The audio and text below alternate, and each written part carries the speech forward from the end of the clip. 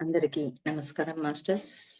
బ్రహ్మర్షి పితామహ పత్రిజి గారికి, వంశీ మాస్టర్ గారికి నా ఆత్మ ప్రణామాలు. శ్రీకృష్ణుల వారికి, అలాగే అర్జునుల వారికి నా ఆత్మ ప్రణామాలు. వింటున్న మీ అందరికి కూడా ఆత్మ ప్రణామాలు. మాస్టర్స్, మనం భగవద్గీతలో 2వ అధ్యాయము సాంఖ్యయోగంలో ఇంతవరకు మనము 35 శ్లోకాల వరకు తెలుసుకున్నాం. అర్జునుల వారికి శ్రీకృష్ణ పరమాత్మ ఆత్మతత్వం గురించి చెప్పాడు. ఎందుకు అంటే, నా వాళ్ళనందరినీ నేను చంపుతున్నాను, పాపం కలుగుతుంది, పుణ్యం నాకు దొరకదు, మహాపాపం వస్తుంది, నరకంలో వెళ్తాను, క్షత్రియును చెయ్యాలనా వద్దా అన్న ఎన్నో సంశయాలు ఫస్ట్ అధ్యాయంలో నుంచి సెకండ్ అధ్యాయంలో అతనికి కలిగిన ప్రతి ఒక్క సందేహానికి కృష్ణ పరమాత్మ ప్రతి సాంఖ్యయోగంలో ఆన్సర్స్ ఇచ్చాడు. అక్కడ ఏంటిది అంటే, యుద్ధం చెయ్యాలనుకున్నప్పుడు మరణించే వాళ్ళు నా వాళ్ళు అన్నప్పుడు మరణించేది ఏది అంటే శరీరమా, ఆత్మ? ఆత్మకు చావు లేదు. అలాగే ఆత్మ ఏ విధమైన దుఃఖానికి లోనవ్వదు. కేవలం ఆత్మ అనుభవం కోసమే ఉంటుంది, నిశ్చలంగా ఉంటుంది. ఆత్మకు ఏమీ అంటవు. ఆత్మను ఎవ్వరు కూడా ఏమీ చెయ్యలేదు. అలాగే ఆత్మ అగ్నికి చనిపోదు, తర్వాత వానకు తడవదు, ఎండకు ఎండిపోదు. అలా మొత్తం ఆత్మతత్వం గురించి కృష్ణ పరమాత్మ అర్జునుల వారికి ఇంతవరకు చెప్పాడు. తర్వాత ఆత్మతత్వం తర్వాత స్వధర్మం గురించి చెప్పాడు. అంటే నువ్వు కర్మను చేయాల్సిందే, క్షత్రుడు కాబట్టి నీ స్వధర్మము, నీ స్వధర్మాన్ని ఎప్పుడైతే నువ్వు వదులుతావో, ఆచరించకుండా ఉంటావో, ఇక్కడ లోకంలోనూ కీర్తిని కోల్పోతావు, అలాగే పైలోకాల్లో కూడా కీర్తిని కోల్పోతావు. అలాగే మరణం కన్నా అపకీర్తి ఇంకా బాధను కలిగిస్తుంది అని చెప్పాడు. అలాగే నీవు అంటే అంతమంది మహారథుల దృష్టిలో నువ్వు ముఖ్యమైన వాడివి. అంటే యుద్ధం చేయడానికి ఇతన్ని ముందు ఉంచారు కదా, అలాంటి వాళ్ళతో నువ్వు యుద్ధం చేయకుండా నువ్వు యుద్ధరంగంలో నుంచి పారిపోతే మిగతా వాళ్ళందరికీ చులకన వాడివి అవుతావు, పిరికివాడిగా యుద్ధంలో నుంచి పారిపోతావు అని చెప్పని కృష్ణ పరమాత్మ అర్జునికి హితబోధ చేస్తున్నారు.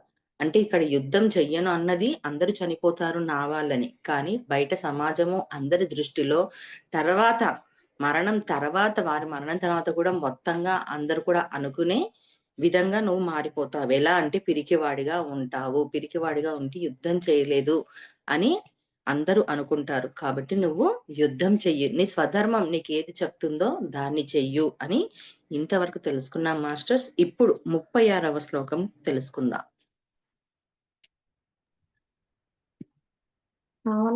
చెప్పండి. 36.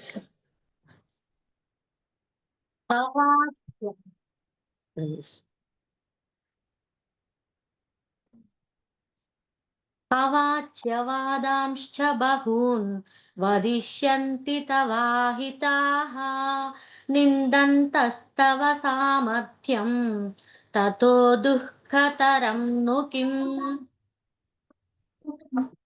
ఇక్కడ నీ శత్రువులు నీ సామర్థ్యములను నిందించును, నిన్ను గురించి పెక్కు అనరాని మాటలు అందరు, అంతకంటే విచారమైన విషయం ఏముండును అని చెప్పని కృష్ణ పరమాత్మ చెప్తున్నాడు. అంటే నీ శత్రువులు నీ సామర్థ్యమును నిందించును అంటే అతనికి సామర్థ్యం లేదా అంటే ఉంది. అంతే కదా, మనకి ఎంత బలం ఉండనివ్వండి, ఎంత జ్ఞానం ఉండనివ్వండి, ఏ సమయంలో దాన్ని మనం వాడకుండా ఉంటామో అప్పుడు నువ్వు ఉన్నప్పుడు నువ్వు ఏ రకంగా కూడా ఉన్నా నీ సామర్థ్యం తెలియకుండా ఉంటుంది. అలాగా నీ శత్రువులు ఎవరైతే ఉన్నారో నిన్ను నిందించును అంటే నువ్వు తక్కువ వాడివి, నువ్వు చేతగాని వాడివి, నువ్వు చెయ్యలేని వాడివి అని నీ గురించి అనరాని మాటలు అందురు. అది ఏమవుతుంది అంటే ఈ సమస్త జగత్తుకు ఈ అపకీర్తి అంతా వ్యాపిస్తుంది. అందుకే ఇంతవరకు నిన్ను శూరుడిగా అనుకున్నారు అన్న వాళ్ళు మొత్తం కూడా పిల్లికి వారిగా తలుందురు. ఇక్కడ మనం మెయిన్ గా నేర్చుకోవాల్సింది, ఈ దాంట్లో మనకు ఎంతో ధైర్యం ఉంది, సామర్థ్యం ఉంది. కానీ ఒక్క లోపల నా వల్ల అవుతుందా లేదా, నేను చేయగలనా లేదా అని మనలో ఉన్న టాలెంట్‌ను కూడా మనం బయట పెట్టుకోకుండా ఎదుటివాడు ఏమనుకుంటాడో, తక్కువ చూస్తాడో, లోకుగా చూస్తాడో, ఇది చేస్తే తప్పో ఏమో అని ఎప్పుడైతే మన లోపల వస్తూ ఉందో, అది మనని ఆపేస్తూ ఉందో, నీకు ఎంత తెలివైనా ఉండనివ్వు, ఎంత టాలెంట్ అయినా ఉండనివ్వు, దాన్ని నువ్వు బయట పెట్టనప్పుడు ఒక పని చెయ్యాలనుకున్నా కూడా చేయనప్పుడు నువ్వు వెనకంజ వేశావనుకో, ఎదుటివాడి దృష్టిలో నువ్వు లోకువగా ఉంటాడు. అప్పుడు మనం ఏం చేసుకుంటాం మాస్టర్స్ ఒకసారి ఆలోచించండి. మనకు ఎంత జ్ఞానం ఉండనివ్వండి, మనకెంత వాక్చాతుర్యం ఉండనివ్వండి, ఏ పనిలో ఏదైనా మనకు సామర్థ్యం ఉండనివ్వండి, దాన్ని మనం బయట పెట్టలేకపోతే ఎంత ప్రాబ్లమ్ అవుతుంది. అంటే వచ్చినా కూడా రాని వారిగానే ఉంటారు. అప్పుడేమనుకుంటారు, ఒక చిన్న భయం అంటే ఇప్పుడు అర్జునుల వారికి గూడా భయమొచ్చింది. అర్జునుడికి గూడా భయమొచ్చింది. నేనేమవుతాను? నాకు అపకీర్తొస్తుంది. ఎందుకంటే మొత్తంగా తన వాళ్ళని చంపారు. అంటే క్షత్రుడైనా క్షత్రియ ధర్మము తెలుస్తుంది. వాళ్ళు రాజ్యం ఇవ్వలేదని తెలుస్తుంది. అంటే లోపల ఒక సంశయం ఉన్నప్పుడు శక్తి సామర్థ్యాలంతా కూడా ఎళ్ళిపోతాయి. కాబట్టి అలాంటి దాని గురించి కృష్ణ పరమాత్మ చెప్తున్నాడు. ఎందుకంటే నేను యుద్ధం చెయ్యను, వెళ్ళిపోతాను, చెయ్యకుండా అన్నది ఎప్పుడైతే వచ్చిందో దాని గురించి వివరణ ఇస్తున్నాడు. అంటే ప్రతి దానికి కృష్ణుడు అర్జునికి అంతరంగంలో నుంచి చెప్తున్నాడా? బాహ్యంగా చూసి చెప్తున్నాడా? లేదా సిట్యుయేషన్‌కు తగ్గట్టుగా ఆ సందర్భంలో చెప్తున్నాడా? అని ప్రతి ఒక్క దానికి అతని లోపల ఉన్న ప్రతి దాన్ని బయటికి తీస్తున్నాడు. అంటే నువ్వు ఈ దానికి ఒక శ్లోకంలో ఫస్ట్ దాంట్లో చెప్పాడు కదా! ఇది చేస్తే ఈ ప్రాబ్లమ్ వస్తుంది. నాకు నరకంలో ఉండిపోతాను. నాకు స్వర్గం ఉండదు. నాకు అపకీర్తి వస్తుందని. అంటే నువ్వు చెయ్యకుండా ఉంటే ఇలా జరుగుతుంది. ఇప్పుడు నీకు ఎంతో శక్తి ఉంది. ఆ శక్తి ముందు నువ్వు చెయ్యనన్న దాని విషయంలో ఎదుటివాడు ఇలా అంటాడు. అంటే లోపల ఉన్న క్వెషన్ చూడండి కృష్ణ పరమాత్మది ఎంత లోతుగా అంటున్నాడో. అంటే ఎక్కడి నుంచి బయటికి తెస్తున్నాడో లోపల నుంచి. ఇది ఎక్కడి నుంచొచ్చింది. అలానే మనం కూడా ఏదైనా మన లోపల లోపించినప్పుడు ఇదే చెక్ చేసుకోవాలి మనం. మన లోపల నుంచొస్తుందా? బయటి వాడి నుంచొస్తుందా? లేదా మన గురించి వాడు ఏమో అనుకుంటాడు, తక్కువ చేస్తాడని మనం ఆగిపోతున్నామా? అంటే ఉన్నా కూడా వేస్టే గదా! అంటే ఎదుటివాడి గురించి ఎప్పుడు ఇలా ఆలోచించుకుంటూ ఉంటే, మనకు కావలసింది మనం చేసుకోం. మన శక్తి మనం గుర్తించినప్పుడు ఎదుటివాడి గురించి మనకెందుకు? ఏమనుకుంటారన్నది? అలా ఈ శ్లోకంలో మనకు కావాల్సింది నేర్చుకుందాం. అంటే ఆలోచించొద్దు. ఒక అడుగు మనం ముందేస్తేనే కదా తెలిసేది. అదే 37వ శ్లోకం, 38వ శ్లోకంలో కృష్ణ పరమాత్మ అర్జునుడికి చెప్తున్నాడు. అదేదో చూద్దాం. మేడం 37, 38.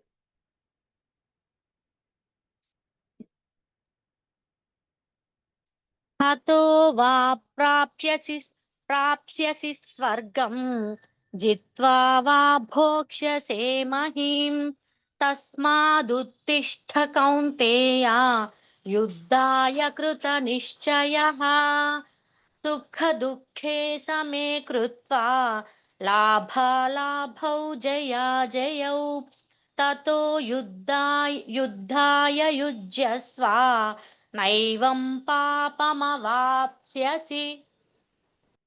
ఇప్పుడు 37వ శ్లోకంలో చూద్దాం. ఓ అర్జున, రణరంగమున మరణించినచో నీకు వీర స్వర్గం ప్రాప్తించును. యుద్ధమున జయించినచో రాజ్యభోగములను అనుభవింపగలవు. కనుక కృతనిక్షుడివై యుద్ధమునకు లెమ్ము అంటున్నాడు. అంటే ఏం చెప్తున్నాడు ఇక్కడ? రణరంగంలా. అంటే ఏమంటున్నాడు ఇక్కడ? యుద్ధం చేస్తాను. ఫస్ట్ అధ్యాయంలో చెప్పాడు. ఏంటిది? యుద్ధం చేస్తాను గదా! ముందల వాళ్ళు సిద్ధమై ఉన్నారు. యుద్ధం చేయడానికి నేను ఉన్నాము. దాంట్లో ఎవరం ఓడిపోతామో, ఎవరం గెలుస్తామో తెలవదు. వాళ్ళు వాళ్ళ ప్రాణాలను ఒడ్డి యుద్ధ రంగానికి ఉన్నాను.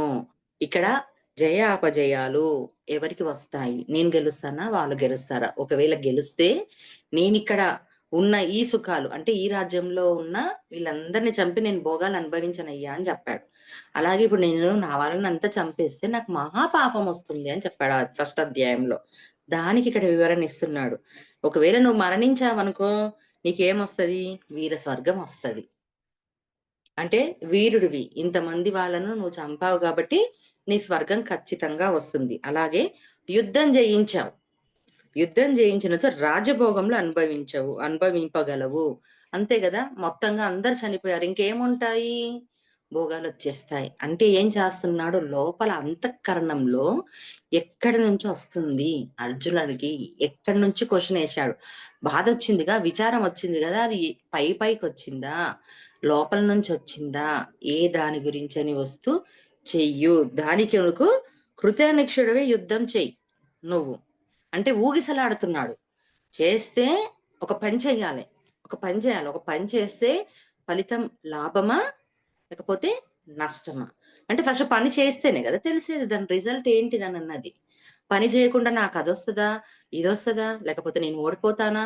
లేకపోతే నేను పాస్ అవుతానా? అని గాలిలో మెడలు కట్టుకుంటూ కూర్చున్నంత సేపు ఏ రోజు పని చెయ్యము. లేదు డూ ఆర్ డై అంటాను జూడండి. చస్తే చస్తాం, బతుకుతే బతుకుతాం అని ఎప్పుడైతే మన లోపల కృత నిశ్చయం ఒస్తుందో, అప్పుడు మనం యుద్ధం చేస్తాము. మనకు కావలసింది. అంటే ఇక్కడ ఏంటిది మనకు కృష్ణ పరమాత్మ అర్జున్‌కి ఆ సమయంలో, ఆ యుద్ధ రంగంలో చెప్పింది, మన జీవితంలో మనకొచ్చే సిట్యుయేషన్స్ చూసుకుంటాం ఇక్కడ. అంటే ఇక్కడ గీతలో మనం జ్ఞానం అంతా నేర్చుకుంటున్నామంటే, మనకు కావాల్సిందే గదా అన్వయించుకోవడం ఇక్కడ. ఎవరెవరికి ఏ స్థితిలో ఉంటే, దీంట్లో నుంచి నేను పాసా? ఫెయిలా? యుద్ధం చేస్తే ఏ రిజల్ట్ ఉంటది? ఎంత పర్సెంటేజ్ ఉంటది? ఇవన్నీ చెయ్యకుండా ఉంటే ఏమర్థమవుతుంది? చేస్తే కదా! రంగంలో దిగుతే గదా!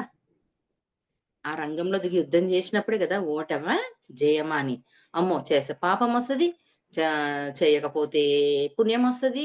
అని ఇట్లే ఉంటే ఏమైనా జరుగుతుందా? అంటే ఏమి జరగదు. అంటే ఎలా ఉంటుంది? ఎక్కడేసిన గొంగడి అక్కడనే ఉంటుంది. కానీ ఒక్క క్షణం పాటు సరే చేద్దాం. అంతే డూ ఆర్ డై. ఏమవుతుంది? అన్న నిక్షేయానికి రమ్మంటున్నా. అంటే కృతనిశ్చయుడివై అని అంటున్నాడిక్కడ. మెయిన్‌గా మెన్షన్ చేస్తుంది యుద్ధానికి లెమ్. అంటే ఏంటిది? ఏది జరిగినా సరే, దాన్ని నేను తీసుకోవాలే. ఏంటిది అంటే యుద్ధం. అంటే ఇప్పుడేంటిది? మనం కర్మని చేస్తాం. అంటే ఒక పనిని చేస్తాం. దాంట్లో రిజల్ట్ పాసా? ఫెయిలా? అంటే ఫెయిల్ అయితే అనుభవం వస్తుంది. పాస్ అవుతే జ్ఞానమొస్తుంది. ఆ జ్ఞానము ఇంకా మనకు నేర్చుకోవడానికి రెండవ మెట్టుకు, మూడో మెట్టుకొస్తుంది. అదే ఫెయిల్ అవుతే ఇలా చేయగూడదు. ఈసారి ఇంకా ట్రై చేయాలన్న అనుభవం వస్తుంది. అంటే రెండిటిలోనూ రిజల్ట్ ఉంది. కానీ మనసేం చేస్తది? ఫెయిల్ అయితే తక్కువ, చులకన. అ అంటే ఏం చేస్తుంది? సమాజం కోసం ఆలోచిస్తుంది. చుట్టూ ఉన్న మనుషుల కోసం, పరిస్థితుల కోసం ఆలోచిస్తుంది. వాడేమనుకుంటాడో, వీడేమనుకుంటాడో, వాడి వల్ల నాకీ ప్రాబ్లమొస్తుందో, వాడొక మాట అంటే, అంటే ఇక్కడ ఏంటిది? మనసుకు గాయమవుతుంది. పొగిడాడనుకో మనసు లేస్తుంది. తిట్టాడనుకో చేస్తుంది. అంటే ప్రమేయం ఎక్కడుందిక్కడ? మనసుతోనే ఉంది. అంటే దాసోహమయ్యాము మనుషులకి. మనసుకి. మనుషులకి, మనసుకి. ఎప్పుడైతే ఇది మన యుద్ధం. మనం చెయ్యాలి. నా ప్రాబ్లమ్. నేను పొందాలి. నా దానిలో నుంచి నేను బయటపడాలన్న ఒక కృత నిశ్చయం వచ్చిందా? ఒక్కడుగు నువ్వు ముందుకేశావా? ఏస్తే దాంట్లో ఫలితం వదిలేద్దాం. ఫస్టు అనుభవమొస్తుంది. తర్వాత జ్ఞానమొస్తుంది. అది నీ లోపల టాలెంట్ ఉంది. బయటికి నువ్వు తీయలే. లేకపోతే నువ్వు మాట్లాడగలగలే. నీకు చేయగలిగే సత్తా ఉంది. చేయలేకపోయావు. ఎప్పుడైతే నువ్వు చేశావా, దాని రిజల్ట్ నువ్వు 1% పాస్ అయ్యావా, కాన్ఫిడెన్స్ పెరుగుతుంది. లేదా ఓడిపోయావా, డల్ అవసరం లేదు. బాధపడనవసరం లేదు. Next time better luck. ఇప్పుడు అంటాం కదా! మార్చ్ పోతే సెప్టెంబర్, సెప్టెంబర్ పోతే మార్చ్ ఉందిగా? లేకుండా లేదుగా? అలా చేయమంటున్నాడు. అంటే కృతనిశ్చయానికి యుద్ధము చెయ్యు. తర్వాత 38వ దాంట్లో శ్లోకంలో తాత్పర్యం ఏందంటే, జయ అపజయాలను, లాభ నష్టాలను, సుఖ దుఃఖాలను సమానంగా భావించి సన్నద్ధుడవు కమ్ము. అప్పుడు నీకు పాపములు అంటనే అంటవు అని అంటున్నాడు. అంటే ఇక్కడ ఇంకా చూడండి. ఇంకా, ఇంకా లోతుల్లోకి కృష్ణ పరమాత్మ అర్జునుల వారిని టెస్ట్ చేస్తున్నాడు. చెప్తున్నాడు జ్ఞానాన్ని. ప్రతి ఒక్క దానికి వివరణ ఇచ్చుకుంటూ ఉంటున్నాడిక్కడ. ఏది ఏ విధమైన విచక్షణకు తావు లేకుండా అనగా వాటి కారణమైన మనస్సున రాగద్వేషములు, శోకాది వికారములు లేకుండానే వాటినన్నిటిని సమానంగా భావించుట. అంటే ఏంటిది? ఏం జెప్పాడు? నేను యుద్ధం జెయ్యను. నాకు రాజ్యమే వద్దన్నాడు. అలాగే నా శత్రువులు చంపినా పర్వాలేదు. నాకు పాపమొచ్చినా పర్వాలేదు. నేను వాళ్ళని చంపను అన్నాడు. మళ్ళీ ఇంకోసారి ఇంకో మాటన్నాడు. ఇప్పుడు నేను క్షత్రియుడిని కదా! చంపుతాను కదా! నా వాళ్ళని చంపినప్పుడు నాకు స్వర్గలోకం రాదు. నా పితృదేవతలకు రాదు. నాకు మహా పాపమొస్తుంది. అంటే ఎక్కడి నుంచి అంటే అంతఃకరణాన్ని మొత్తంగా పెకిలించి చూస్తున్నాడు. ఎక్కడి నుంచి వచ్చింది ఇతనికి? ఇంకా లోపల పైన పైనే ఉంటుందా? లోపల ఉందా? మళ్ళ మన జీవితంలో, మన విషయంలో, మన వాళ్ళతో గూడా ఇదే కదా మనకు గావలసింది. క్షమించేస్తాను అంటారు. ఎక్కడి నుంచి క్షమించాలి? అంటే లోపలున్న అంతఃకరణం నుంచి. అంటే మనసా, వాచా, కర్మణా దాని నుంచి మనం క్షమించగలగాలి. క్షమ అడగగలగాలి. మళ్ళీ అంతవరకొస్తుందా ఆ యుద్ధము? ఫస్ట్ చేస్తేనే గదా! అంటే ఇక్కడేమొస్తుంది? క్షమించడానికి అహం అడ్డొస్తుంది. క్షమ అడగడానికి అహం అడ్డొస్తుంది. మళ్ళా ఈ రెండిటిని తీసి పక్కన పెట్టి ఏదైనా కానివ్వు, నేను అడుగుతా, ఇస్తా, ఏమవుతుంది అని మన అహంకారం కాస్త పక్కకు తీసి పెట్టామనుకోండి, అప్పుడు ఎవరికి విజయం సాధిస్తుందంటే మనకే సాధిస్తుంది. ఇప్పుడు చెప్పుకున్నాం కదా! ఫెయిల్ అయితే అనుభవమొస్తుంది. పాస్ అయితే జ్ఞానమొస్తుంది. మనకు ఎంకరేజ్‌మెంట్ ఒస్తుంది. మనకు మనకే ఎదుటోడు చేసినా చేయకపోయినా వస్తుంది. అదే ఫెయిల్ అయితే మనం డిస్కరేజ్ చేసేవాళ్ళు ఎంతో మందుంటారు. కానీ మనకు అవసరం లేదు. అదే అర్జునుడు భయపడ్డాడు. యుద్ధం చేస్తే ఇదవుతే వీళ్ళందరూ చనిపోతారు. అపకీర్తొచ్చేసింది. చంపేస్తే ఇది. అంటే ఎటూ తేల్చుకోలేని సందిగ్ధంలో ఉన్నాడు. అందుకని ఏం చెప్పాడు? జయాపజయాలు. అంటే ఇక్కడేంటిది? చనిపోతే వాళ్ళు చనిపోతే నువ్వు చనిపోయావనుకో యుద్ధంలో ఎంతమందితో పోరాడి నీకు వీర స్వర్గం వచ్చేసింది. అలాగే జయాపజయాలు. అంటే ఏంటిది? ఉంటేనేమో ఇక్కడ భోగాలు అనుభవిస్తాడు.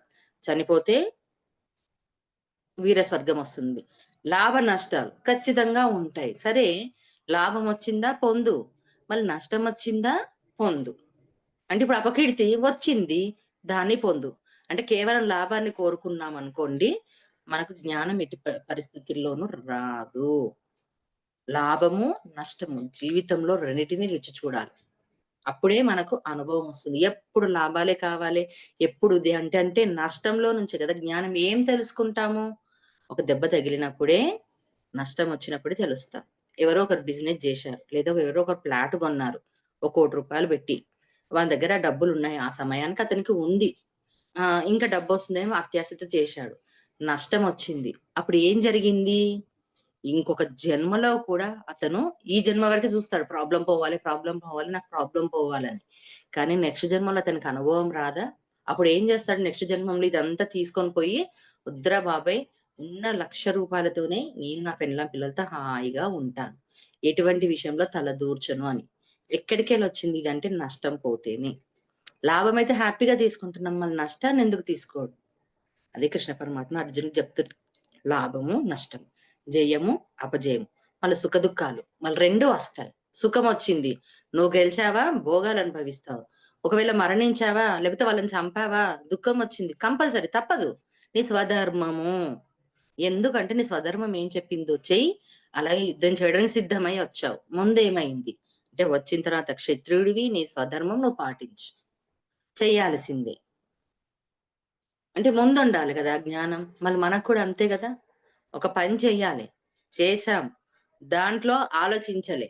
ఆలోచించనప్పుడు ఏం చెయ్యాలి? Do or die. చేస్తే చెయ్యి. ఆపేస్తే ఆపేయి. అంటే చేయాల్సిందే. అంటే పెట్టుకున్నది నువ్వే. బాధపడేది నువ్వే. అందుకని అన్నిటిని సమానంగా భావించు అని చెప్తున్నాడు. అదే ఎందుకు లాభం వచ్చినప్పుడేమో హ్యాపీగా ఉంటాము. దుఃఖాన్ని ఎందుకు తీసుకోవట్లే. దాన్ని కూడా తీసుకో. దుఃఖాన్ని ఎప్పుడైతే తీసుకుంటావో నీకు నాలెడ్జ్ పెరుగుతుంది. అనుభవం వచ్చింది. ఆ అనుభవం నుంచి యొక్క జన్మల్లో తప్పులు చెయ్యరు. దెబ్బ పడితేనే గదా తగిలేది. చుత్తి దెబ్బ కొట్టినా కొద్ది రాయి శిల్పంగా మారేది. ఒకేసారి ఎలా రూపం వస్తుంది? రాదుగా. అలా భావించి యుద్ధం చెయ్యు. మరి మన యుద్ధం మనం చేద్దామా? వద్దా? అర్జునుడికి యుద్ధం చేయాల్సిందుంది. మళ్ళీ మనకు కూడా ఉన్నాయిగా యుద్ధాలు. యుద్ధం చేద్దామనే వచ్చాం భూమి మీదికి. మధ్యలో ఆగిపోతే ఎలా? ఆగిపోగూడదు. కాబట్టి అప్పుడు నీకు పాపాలంటనే అంటవు. అంటే ఇప్పుడు ఆయనకు చెప్పేదేంటిది? నువ్విలా చేశావనుకో సమానంగా తీసుకొని చేస్తున్నావు. ఏదైనా సరే అనుకున్నప్పుడు నీకు పాపాలంటవు. ఎందుకంటే నువ్వు క్షత్రియుడివి, యుద్ధం చెయ్యాలి. యుద్ధ రీతి ఆ దేశ కాలమాన పరిస్థితులలో. గుర్తుపెట్టుకోండి. ఆ దేశ మాన కాల పరిస్థితుల్లో యుద్ధం చేయడము రీతి. ఎందుకంటే వాళ్ళు ఇవ్వలేదు. కాబట్టి నీకు పాపం వస్తుందంటే పుణ్యం చూడట్లే. పాపం వస్తుందన్నాడు. ఒకవేళ పుణ్యం అంటే ఇక్కడ ఉన్న భోగాలు అనుభవించాలంటే ఇంతమందిని చంపి నాకెందుకు? నిజం చెప్పాలంటే ఇదే అర్జునుడు మనమందరం. ఫస్ట్ ఏం చేస్తాం? ఓ అనేస్తాం. కోపమొచ్చినా, బాధొచ్చినా, ఏదన్నొచ్చినా. తీరా అన్న తర్వాత లేదా డబ్బులు మనకొచ్చిన తర్వాత లోపల ఒకటుంటుంది మన అంతరాత్మ. ఒక్క సెకండ్ పాటు నీకిస్తది. ఇప్పుడు ఇంత చేశావు గదా! తృప్తిగా ఉన్నావా? ఆ! అంటే ఆ క్షణం కోసము, ఆ దాని కోసము మాట అనో, లేదా ఒక మాట అంటాం. ఎవరైనా వాళ్ళన్నారని జెప్పని. ఆ నిమిషంలో మనకనిపించొచ్చు. కానీ లోపలున్న అంతరాత్మ మాత్రం ఇది కరెక్టేనా అని చూసిస్తది. ఖచ్చితంగా చూసిస్తది. చూడండి, గమనించండి మీకు కావాలంటే. అప్పుడేమవుతుంది? ఎవరిని అన్నది? నీ వాడిని, నీ పక్కవాడిని, నీవు తెచ్చుకున్న వాడిని. ఇష్టంతో తెచ్చుకున్న వాడిని. నీ బంధువే. నీవు ఆత్మని జీవిస్తూ ఉన్నప్పుడు, నువ్వు ఆత్మగా ఉన్నప్పుడు, ఎదుటోడు గూడా ఆత్మే అన్నప్పుడు ఇంక నువ్వనుకున్నట్టేగా. నీకు నువ్వే తక్కువ జేసుకున్నట్టు. నిన్ను నువ్వే దూషించుకున్నట్టు. కాబట్టి యుద్ధము చెయ్యాలా? వద్దా? చెయ్యాలి. ఎప్పుడు చెయ్యాలనో అప్పుడు చెయ్యి. మళ్ళీ ఆ యుద్ధం చేయాల్సొచ్చినప్పుడు రెండిటికి రెడీగా ఉండాలి. తాడో పేడో అంటాం కదా! సుఖమా? దుఃఖమా? జయమా? అపజయమా? లాభమా? నష్టమా? అంటే చేసే ముందే ఆలోచించాలి. అదే ఇప్పుడు మనం భూమి మీదకొచ్చిన తర్వాత పైలోకాల్లో ఉన్నప్పుడు జీవాత్మ స్థితి తక్కువగా ఉంది. అంటే అప్పుడున్న నాలెడ్జ్‌కు. కానీ ఇప్పుడున్న ఈ నాలెడ్జ్ తెలుసుకున్న తర్వాత సందిగ్ధంలో ఉన్నాం నిజం చెప్పాలంటే. అంటే ఇప్పుడు ఏం చేయాలి? మన జ్ఞాన పరిధి పెరిగినా కొద్దీ దాన్ని మనం మార్చుకోవాలి. మళ్ళీ మార్చుకునే క్రమంలో ఇప్పుడు మార్చుకోవాలనే గదా! తెచ్చుకుంది. అనుభవించాలని తెచ్చుకుంది. మళ్ళీ ఇవన్నీ మార్చుకోవాలని తెచ్చుకున్నప్పుడు లాభం లాభ నష్టాలు గాకపోతే ఏముంటాయి? సుఖదుఖాలు గాకుంటే ఏముంటాయి? అన్నీ ఉంటాయి. కాబట్టి ఎప్పుడైతే నువ్వు చేసుకుంటూ పోతావో నీకే పాపాలు అంటవు. ఇప్పుడు అంతే గదా! నోరు మూసుకొని ఇప్పుడు భర్త తాగుబోతు పడతని తెచ్చుకున్నాము.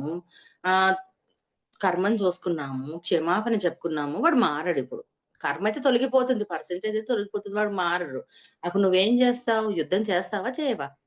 అయ్యో! నేను ఆయనకు జేశాను గదా! అని జెప్పని అతనికి చెప్పకుండా ఉంటావా? నీ స్వధర్మం అది. అలాంటి వారిని తెచ్చుకున్నావు. తెచ్చుకున్న తర్వాత అతనికి ఏ జ్ఞానం అందించాలో అందించాలి.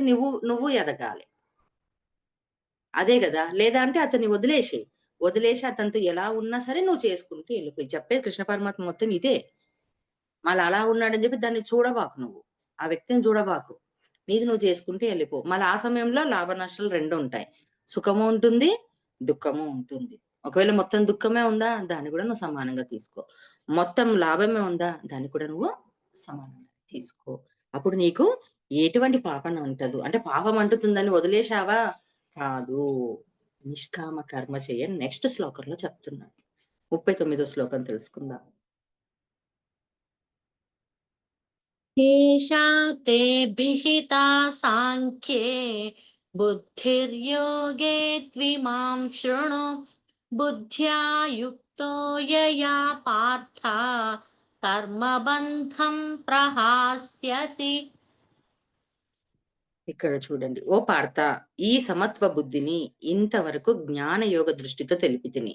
ఇప్పుడు దానినే కర్మయోగ దృక్పథంతో వివరించెదను వినుము. దానిని ఆకలింప చేసుకొని ఆచరించినచో కర్మబంధముల నుండి నువ్వు ముక్తుడు ముక్తుడవయ్యెదవు అని చెప్తున్నాడు. ఎంత మంచి మీనింగ్ ఉందో ఇక్కడ చూడండి. అంటే ఇంతవరకు అతనికి ఏం చెప్పాడు? సమత్వ బుద్ధిని జ్ఞాన యోగ దృష్టితో తెలిపితిని. అంటే ఇంతవరకు కూడా అతనికి ఏం చెప్పాడు? అర్జునికి జ్ఞాన యోగ దృష్టితో చెప్పాడు. అంటే జ్ఞానాన్ని అందించాడు. ఎందుకు జ్ఞానాన్ని అందించాడు చెప్పండి? అంటే అంతవరకు ఇవన్నీ వచ్చాయి కదా! కాలికేస్తే మెడకేసిండు, మెడకేస్తే కాలికేసిండు. తర్వాత కృష్ణ పరమాత్మ అంటాడు నీకు గూడా పాపం అంటింది అని. అంటే ఇతనికి జ్ఞానం ఉంది అని అనుకుంటున్నాడు గానీ, ఇంకా ఇతనికి జ్ఞానం తెలవదు అన్నాడు. అంటే ఏమి? నేను శరీరధారుడినే, శరీర స్థితిలో ఉండి ఆలోచిస్తున్నా. అంటే ఆత్మ దృష్టిలో లేదు. అటువంటి జ్ఞానమంతా ఇంతవరకిచ్చాడు. అంటే మనమెప్పుడు 38వ శ్లోకం వరకు మొత్తంగా జ్ఞానాన్నిచ్చాడు. మళ్ళ జ్ఞానం తెలిస్తేనే కదా! నువ్వు శరీరానివి కాదు, మనసువి కాదు, ఆత్మవు. అలాగే యుద్ధం చేస్తున్నావు, యుద్ధ రీతి ఇవన్నీ అంత జ్ఞానమంతా అందించారు గదా! మనుషులు చనిపోతారు గానీ ఆత్మకు చావు లేదు. నీ లోపల ఉన్నది ఆత్మే, ఎదుటి వాడిలో ఉన్న ఆత్మని ఆత్మతత్వం గురించి మొత్తంగా చెప్పాడు. స్వదంగం గురించి చెప్పాడు. చెప్పి జ్ఞాన జ్ఞాన యోగ దృష్టిని తెలిపాడు. అంటే ఏం చేశాడు? విత్తనం వేశాడు. అంటే జస్ట్ దీని గురించి చెప్పాడు. ఇప్పుడు దానిని కర్మయోగ దృక్పథంతో వివరించెదను అని చెప్పాడు. అంటే కర్మయోగం. దాన్ని ఆకలింపు చేసుకోమంటున్నాడు. అంటే అర్థం చేసుకో. తర్వాత ఆచరించు. ఎప్పుడైతే ఇప్పుడు నేను చెప్పే కర్మబంధం గురించి, కర్మయోగం గురించి, కర్మబంధం గురించి నీవెప్పుడైతే తెలుసుకుంటావో నువ్వు ముక్తుడవవుతావు. అంటే వీటి నుంచి ఇంక నీకు ఏమీ అంటదు. అంటే కర్మబంధము, కర్మయోగం గురించి చెప్తున్నాడు. కర్మ అనగానే మనం ఏమనుకుంటాము? పని. అంటే నువ్వు ఏ పనైతే చెయ్యాలనో ఆ పని చేస్తూ ఉండడం నీ స్వధర్మము. అలాగని చెప్పి నువ్వు పని చేయకుండా ఉన్నావా? చెయ్యకుండా ఉంటానంటే కాదు. ఎప్పుడు మనం ఒకటి చెప్పుకుంటాం. ప్రణాళికలో వచ్చింది మనం పూర్తి చేసుకోవాలి. ఎప్పుడైతే మనం ఆపేశామో ఆ కర్మ కర్మను ఆపేశామో, ఆ లెసన్ నా వల్ల కాదబ్బా! నేను చెయ్యను అని యుద్ధం చేయడం ఆపేశావో అది నెక్స్ట్ జన్మకి నీకు ఖచ్చితంగా తిరిగి వస్తుంది. ఎందుకంటే ఆ కర్మఫలం పూర్తి చేయాల్సింది ఎవరు అంటే, ఎవరైతే తెచ్చుకుంటారో వాళ్ళే. మళ్ళీ అర్జున వాళ్ళు ఎందుకోసం వచ్చారు భూమి మీదకి? పాండవులందరూ అధర్మం నడుస్తుంది. ధర్మ యుద్ధం చేయడానికొచ్చాడు. వాళ్ళొచ్చింది రాజ్యాలు, భోగాలు ఇవన్నిటి కోసం రాలేదు. వాళ్ళొచ్చింది అధర్మం ఉంది. ధర్మ స్థాపన కోసం వాళ్ళ ప్రణాళిక. ఇక్కడేం జేశారు? అర్ధరాజ్యం ఇవ్వని, 5 ఊర్లు ఇవ్వమని, అవి ఇవ్వమని. కాదు కదా! అధర్మం ఉంది కంప్లీట్‌గా. అధర్మం కోసం ధర్మ యుద్ధం చేయడానికొచ్చాడు. కానీ ఇక్కడేం జేశారు మళ్ళా? యుద్ధమైతే చేశారు. ఎలాంటి యుద్ధం చేశారో మరి మనందరికీ తెలుసు. కాబట్టి ఇక్కడ ఏం చెప్తున్నాడంటే కర్మయోగం. అంటే ఏంటిది? ఇక్కడ మనం మెయిన్‌గా తెలుసుకోవాల్సింది ఇంతవరకు ఏం తెలుసుకున్నాం? లాస్ట్ క్లాసెస్‌లో కూడా శరీరం అంటే జీవుడు, జీవాత్మ, ఆత్మ, పరమాత్మ. ఆత్మ ఎక్కడి నుంచొచ్చింది? అంటే పరమాత్మ అంటే విశ్వాత్మ అనుకోండి. పరమాత్మ అనుకున్న విశ్వాత్మ. అంటే విశ్వాత్మ నుంచి ఆత్మొచ్చింది. ఆత్మ నుంచి జీవాత్మొచ్చింది. జీవాత్మ జీవుల్లో ఉన్నారు. అంటే ఎప్పుడైతే నువ్వు ఇది మొత్తం తెలుసుకుంటావో అంటే చేస్తున్నదెవరు? శరీరం పనిచేస్తుంది. చేయిస్తున్నదెవరు? జీవాత్మ. జీవాత్మ ఎందుకోసం చేస్తుంది? అనుభవం పొందడానికి చేస్తుంది. ఎందుకు అంటే విశ్వాత్మగా అవ్వడానికి. అంటే మొత్తంగా నాలెడ్జ్ తీసుకొని తను కూడా ఒక ప్లానెట్ సృష్టించడానికి, ఒక రాజ్యం అనుకోండి ఒక ప్లానెట్ చేయడానికి చేస్తుంది. అంటే ఇవంతా కూడా అనుభవం కోసం చేస్తుంది. అదే కర్మయోగము అంటారు. అంటే కర్మయోగం అనంటే ఇప్పుడు నువ్వు ఏ పనైతే చేశావో దాన్ని ఎలా చెయ్యాలి అని చెప్పారంటే శాస్త్రవిహిత కర్మ అంటే ఉత్తమ కర్మ చెయ్యాలి. కర్మయోగము అని చెప్పానంటే. అంటే ఏదైతే మనం చేయాల్సిన పని ఉందో అంటే కొన్ని ఉంటాయి. విశ్వ నియమాలని చెప్పని ఉంటాయి కదా! అలాంటివి కొన్ని మనకు శాస్త్రాలు చెప్పాయి. వేదాలు చెప్పాయి. ఇలా వెళ్ళు, ఇలా చెయ్యు, ఇలా చెయ్యు అని. కానీ తీరా ఇవన్నీ పక్కన పెట్టి మనకు నచ్చినట్టుగా, మనకున్నట్టుగా చేస్తున్నాం. దాని వల్లనే కర్మలు పోగవుతున్నాయి. అంతే గదా! ఇప్పుడు రూ. 100 సంపాదించాలి. లేకపోతే ఒక రూ. 1000 సంపాదించాలి. ఇక్కడేమైంది? విలాసాలకు అలవాటు పడిపోయారు. ఇప్పుడేమవుతుంది? అందరిని చూసి రూ. 1500 నాకు 2000 కావాలని. అంటే ఎంత? ధర్మబద్ధంగా ఉండాలంటే రూ. 1000 మనకు సరిపోతాయి. కరెక్ట్‌గా జీవించాలంటే. అంటే సరిపోవట్లేదు. అంటే ఏమయ్యాయి? కోరికలెక్కువైపోయాయి. మళ్ళా రూ. 2000 మనం సంపాదించాలంటే ధర్మంలో 1000 సంపాదించాలి. అంతే. మనకుండడానికి తిండి, బట్ట, ఉండడానికి ఇల్లు. మళ్ళిప్పుడు విలాసాలు కావాలి. ఇప్పుడేం చేస్తున్నావు నువ్వు? శాస్త్రహిత కర్మలు చేస్తున్నావా? వేరే కర్మలు చేస్తున్నావా? అసాహిత కర్మలు చేస్తున్నావా? అంటే తప్పుడు కర్మలే చేస్తున్నావు. అందుకే మనకు పత్రి సార్ చెప్పాడు. ఉండడానికి ఇల్లు, కట్టుకోవడానికి బట్ట, తిండి చాలు. అంటే ధర్మబద్ధమైన జీవితము ఉంది. కానీ ఇప్పుడేమైనా ఉందా? అదే కర్మయోగము అంటారు. తర్వాత కర్మబంధాల నుండి విముక్తుడవవుతావు అనన్నాడు. ఎలా కర్మబంధాల నుంచి విముక్తుడవుతావు? ఇది మనం చాలా సార్లు తెలుసుకున్నాం. లాస్ట్ క్లాస్‌లో గూడా తెలుసుకున్నాం. కర్మబంధాలను తెచ్చుకుంటాము. ఏంటిది అంటే, ఈ మానవ శరీరం నందు మమకారము, అహంకారము, ఆసక్తులు, కోరికలు మొదలైన వాటితో నూతన కర్మలను ఆచరించుచు ఇంకనూ బలవత్తరంగా బద్ధుడగును కనుక ఈ జీవాత్మను పదే పదే నానా విధములైన యోనులలో పడవేసి జన్మ మృత్యు రూప సంసార చక్రం నందు పరిభ్రమించుటకు హేతువులైన జన్మ జన్మాంతరములు ఎందు చేయబడిన శుభ అశుభ కర్మలు సంచిత సంస్కార సముదాయమే కర్మబంధము అని చెప్తున్నాడు ఇక్కడ కృష్ణ పరమాత్మ. అంటే ఎప్పుడైతే నువ్వు ఇప్పుడు అంటున్నాడు కదా, నా తాత, నా మామ, నా వాళ్ళు, నా తమ్ముళ్ళు, నా వాళ్ళు, ఇవన్నీ అని వాడి కర్మల్లో శత్రువైనా సరే అప్పుడు వాళ్ళు వచ్చేస్తున్నారు. నువ్వు యుద్ధం చేయాల్సిందే, యుద్ధ రీతి, యుద్ధానికి సన్నద్ధుడు కమ్మని చెప్పి అంటున్నాడు. నువ్వు ఇవన్నీ పెట్టుకొని ఉన్నావో తిరిగి మళ్ళా నువ్వు ఆ మళ్ళా జన్మల్లో వీళ్ళ కోసం నువ్వు మళ్ళా రావాల్సిందే. అంటే ఇప్పుడు మరణించే సమయంలో నేను తప్పు చేశాను అన్న భావనతో చనిపోతామనుకో, ఆ తప్పుని సరిచేసుకోవడానికి రావాలి. అంటే ఇప్పుడు చెప్పేదంతా ఏంది? నిష్కామ కర్మతో చెయ్యు అని చెప్తున్నాడు. సమత్వ బుద్ధితో, సమభావంతో కర్మను చెయ్యి. అలాగే కర్మ బంధంలో నుంచి బయటికి రా. అలాగే కర్మ దుఃఖపడడంతో అంటే కర్మను ఏ రకంగా చెయ్యాలి. ప్రతి ఒక్కరు కూడా కర్మను చేయాల్సింది, కర్మను ఆచరించవలసిందే. కాబట్టి దీని నుంచి నువ్వు విముక్తుడవవుతావు. అంటే నేను చేస్తున్నానన్నది కాదు, నా ద్వారా చేస్తున్నాను, నా ద్వారా చేయించబడుతుంది అన్నది రావాలి ఇక్కడ. ఇప్పుడు అంతే కదా, ఎప్పుడైతే నేను చేస్తున్నానని అనుకుంటామో అన్ని మనకొస్తాయి. దాంట్లో లాభము, నష్టము ఏదే గాని. అంటే నేను కాదు చేస్తున్నది, నా శరీరం నాకు చంపేస్తున్నానంటే తప్పు కాదు. ఆ శరీరంతో నువ్వు చంపేశావా, ఆ శరీరంతో కొట్టావా, ఇంకొక శరీరాన్ని తీసుకొచ్చి కొట్టించుకోవాల్సింది. అది ఖచ్చితంగా.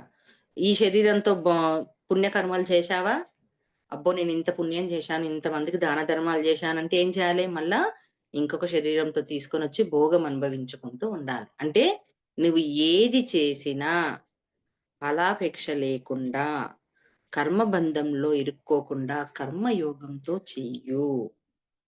కర్మయోగివి కా అని చెప్తున్నాడిక్కడ. అంటే దృక్పథం, కర్మ దృక్పథం ఎలా ఉంటుంది? దాన్ని ఎలా చెయ్యాలి అన్నది చెప్తున్నాడు. ఇప్పుడు నిష్కామ కర్మ. నెక్స్ట్ దాంట్లో కర్మని చేయమంటున్నాడు కదా! అది నిష్కామ కర్మగా ఎలా చేయాలో తెలుసుకుందాం.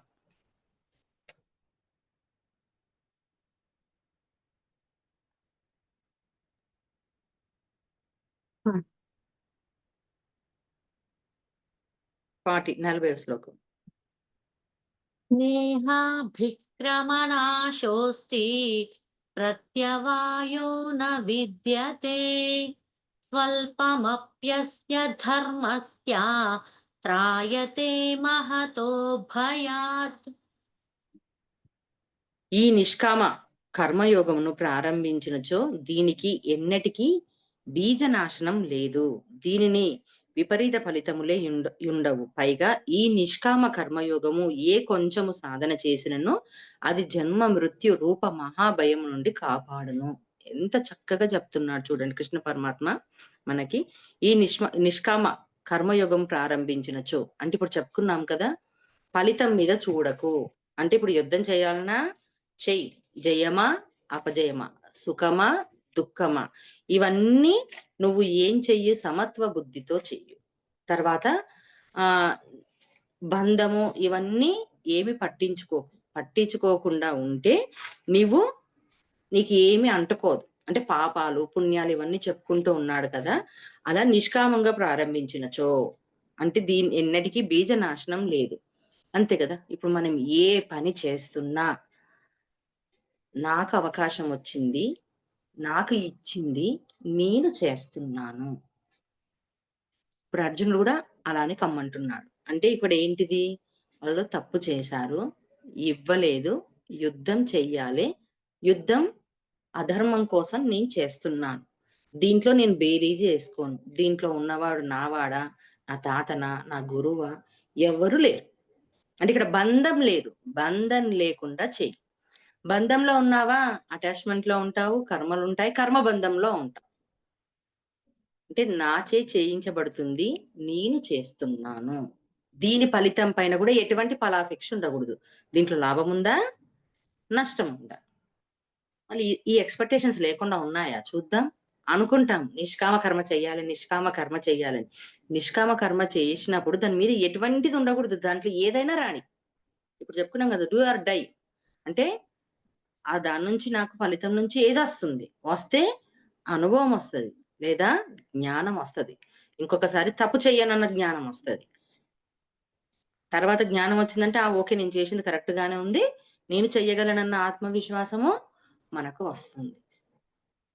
అంటే మొత్తంగా నిష్కామ కర్మతో చెయ్యి. అప్పుడు ఎన్నటికి బీజనాశనం లేదు అని చెప్తున్నాడిక్కడ. ఏంటిదంటే, కర్మయోగ సాధనను ఆరంభించిన మానవుడు దాన్ని పూర్తి చేయకముందే మధ్యలో వదిలేసినచో ఆ సాధన వృధా కాదు. ఈ సంసారము సాధకుని అంతఃకరణం నందు స్థిరమై మరొక జన్మయందు మరల అతని సాధనలో నిమగ్నుని చేయును. చూడండి ఎంత మంచి మీనింగ్ ఉంది మాస్టర్స్ ఇక్కడ. అంటే ఇప్పుడు నువ్వు ఏదైతే కర్మయోగం చెయ్యాలనుకున్నావు అంటే నిష్కామ కర్మ చెయ్యాలనుకున్నావు దాంట్లో నువ్వు ఎంత చేసినా పర్వాలే. చేసినప్పుడు దాంట్లో 1%, 2%, 0.1% అది నీకు ఏం జరుగుతుందంటే నెక్స్ట్ జన్మకు కూడా ఉపయోగపడుతుంది. దాంట్లో నుంచి నువ్వు చేసుకుంటూ పోతావు. వృధా కాదు నీ సాధన. ఇప్పుడు అనుకుంటాను చూడండి, అబ్బో! నేను ఇది చేయగలనా? ఈ జన్మకి నేను నేర్చుకోగలనా? అంటే కాదు. ఏది వృధా కాదు. అంటే ఇక్కడ నీకు బీజం పడ్డది. అందుకని బీజం గురించి చెప్తున్నాడిక్కడ. బీజ నాశనం లేవ్వదు. ఇప్పుడు మనం ఎంతో మందిం అనుకుంటాం ధ్యానం జెప్పాలి, కర్మ ధ్యానం జెప్పాలి.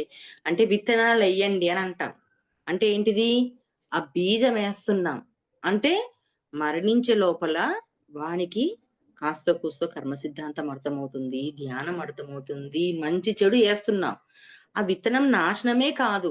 అంటే ఇప్పుడు నువ్వు నిష్కామ కర్మ ఎప్పుడైతే నువ్వు చేస్తూ ఉన్నావో, ప్రారంభించావో అంటే చెప్తున్నాడు. నువ్వు యుద్ధం చేస్తావు గదా! నిష్కామ కర్మతో యుద్ధం స్టార్ట్ చెయి. స్టార్ట్ జేశావా? దీని నుంచి నీకు ఫలితము వచ్చిందా లేదా పక్కన పెట్టేసేయి.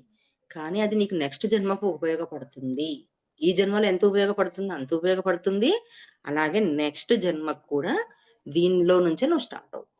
మరంతే కదా! ఇప్పుడు సాధనలో ధ్యానంలోకొచ్చిన తర్వాత ఈ జన్మలో చేసిన ఈ ధ్యానానికా మనకొచ్చే రిజల్ట్? ఏదో గంట, 2 గంటలు చేసిన తర్వాత మళ్ళంతా ప్రాపంచికంగానే ఉంటున్నాం. ఇక్కడనే ఉంటున్నాం, చేస్తున్నాం. కానీ ఎక్కడ జ్ఞానం దొరుకుతుంది? ఎక్కడ మార్పు దొరుకుతుంది? ఎక్కడ ఉందంటే గత జన్మలో నుంచున్నదంతా యాక్టివేషన్ అవుతుంది. అప్పుడు దాన్ని అక్కడ ఉన్న మన గత జన్మలోనున్న సంస్కారాలు మంచి, చెడు అన్నిటిని ఇక్కడ తీసుకొని మనం సమం సమదృష్టితో చూడాలి. ఏం చేస్తాం? అడుగుతే ఇది రాలేదు అంటే రాలేదు అనుకుంటాం. కానీ ఇంకా దానికి సంబంధించిన పూర్తి నాలెడ్జు నీ జీవాత్మ నుంచి నువ్వు తీసుకోలేదు. ఎందుకు రాలేదు? ఇక్కడే ఏం మార్చుకోవాలి? ఎంత మార్చుకోవాలి?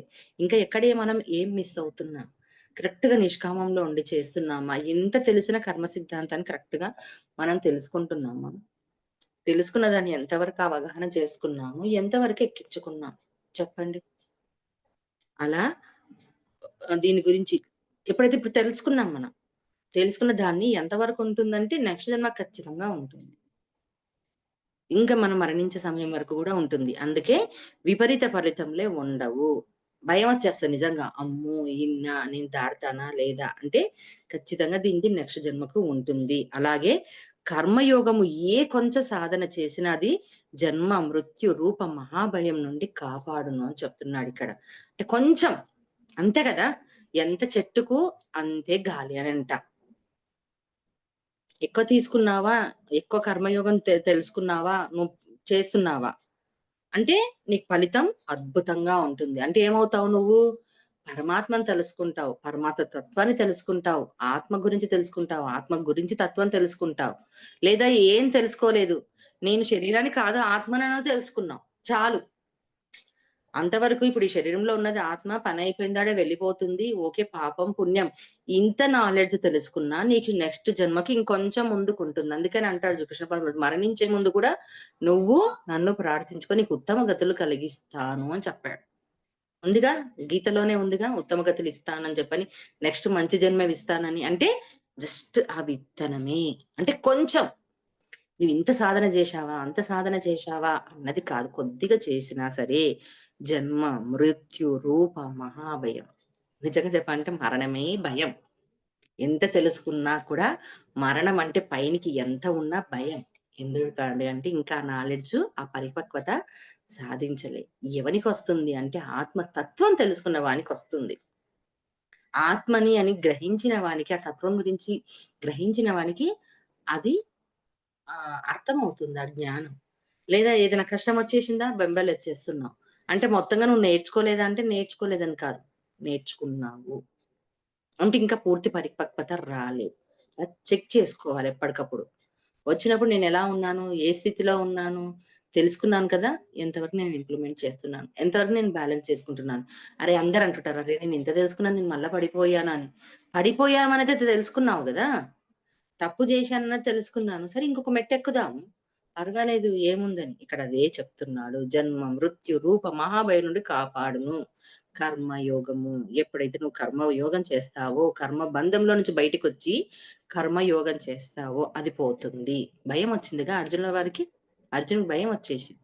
అలా నువ్వు బయట పడిపోతావు ఆ భయంలో నుంచి అని చెప్తున్నారిక్కడ.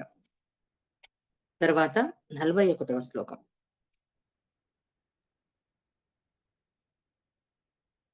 వ్యవసాయాత్మికా బుద్ధిః ఏకేహ కురు నందన బహుశాఖా హ్యనంతాశ్చ బుద్ధయో వ్యవసాయినాం.